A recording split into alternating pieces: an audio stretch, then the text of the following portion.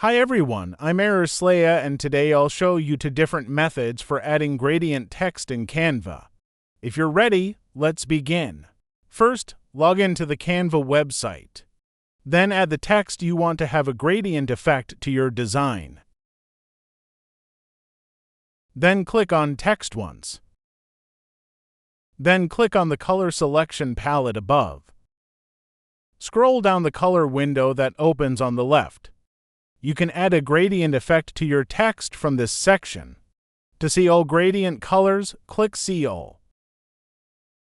As you can see, there are many different types of gradients available.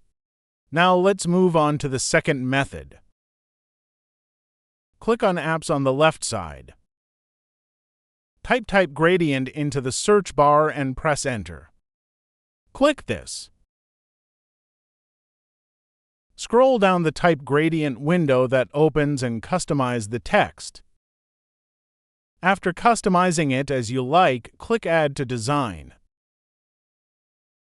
As you can see, it was added successfully. I hope this tutorial video on how to add gradient text in Canva was helpful. If so, please subscribe to my YouTube channel and like the video. Have a good day.